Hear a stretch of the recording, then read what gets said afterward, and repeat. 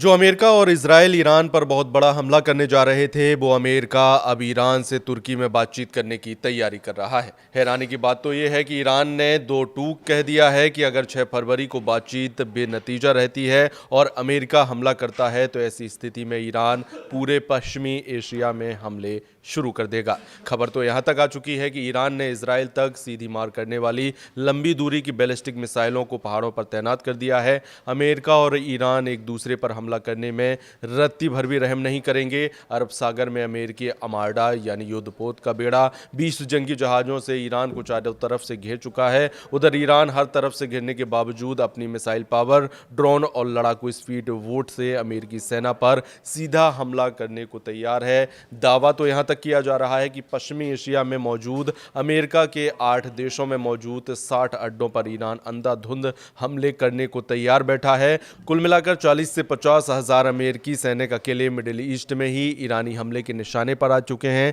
Iran भले ही कागज में अमेरिका और इजराइल के सामने कमजोर नजर आए, लेकिन ईरान कुछ ऐसी जंगी काबिलियत है जिसका खौफ अमेरिका और इजराइल दोनों को ही है। ईरान के पास बेतहाशा बैलिस्टिक और हाइपरसोनिक मिसाइलें हैं। ईरान के पास जैसे लंबी दूरी के आसमानी और समुद्री ड्रोन हैं जो अमेरिका सेना का काल बन सकते हैं। ईरान अच्छी तरह से ये जानता है कि अगर उसकी मिसाइलों ने अमेरिकी जंगी विमान वाहक पोत यूएसएस अब्राहम लिंकन को उड़ा दिया तो अमेरिका के पैर जंग के मैदान में उखड़ने लगेंगे। ईरान ये भी जानता है कि अगर उनकी मिसाइलों ने अमेरिकी के लंबी दूरी के बम बरसक B-2 को हवा में तबाह कर दिया तो अमेरिका की अरब सागर में सर्दी, अकड़ और धौंस की हवा निकल जाएगी। यही वजह है कि ट्रंप ईरान पर हमला करने से ज़्यादा बातचीत का रास्ता खोज रहा है। अमेरिका और ईरान के बीच जारी तनाव अब बातचीत के लिए मेज पर पहुंचने वाला है। अमेरिकी राष्ट्रपति डोनाल्ड ट्रंप का कहना है कि उनका एडमिनिस्ट्रेशन ईरान के साथ बातचीत कर रहा है, जबकि इंटरनेशनल न्यूज़ एजेंसियों का कहना है कि ईरान के विदेश मंत्री अब्बास अगारची और यूएस प्रेसिडेंट के स्पेशल एनवॉय स्टीव विटकॉफ 6 फरवरी को इस्तांबुल में मिलेंगे।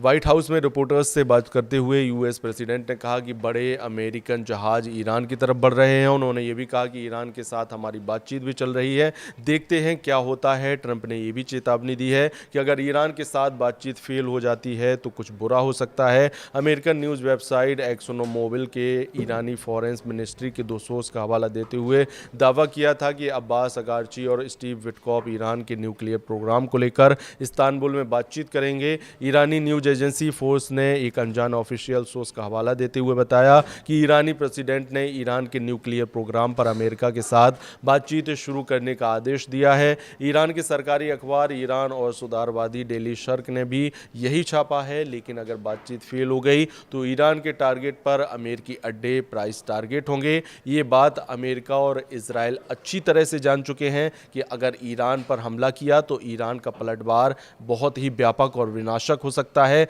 इस वक्त ईरान को रूस और चीन से सैटेलाइट और खुफिया जानकारी मिल रही है, जबकि अरब सागर में मौजूद चीनी युद्धपोत ईरान को अमेरिकी युद्धपोत अब्राहम लिंकन की पल पल की खबरें दे रहे हैं। बंदर अब्बास जैसे ईरानी बंदरगाहों वाले इलाके पर 1000 से ज़्यादा आत्मघाती स्पीड वोट हमले को तैयार हैं। मिसाइलें और ड्रोन भी हमले को तैयार हो चुके हैं। एक रिपोर्ट के मुताबिक मध्य पूर्व में अमेरिका के लगभग 40 से 50 हजार सैनिक तैनात हैं। हाल ही में USS Abraham Lincoln aircraft carrier के आने से करीब 5700 अतिरिक्त सैनिक इस क्षेत्र में जुड़ गए हैं। उस हिसाब से पश्चिमी एशिया में 60,000 के करीब अमेरिकी सैनिक मौजूद हैं जो पूरी तरह से ईरानी सेना के निशाने पर आ चुके हैं।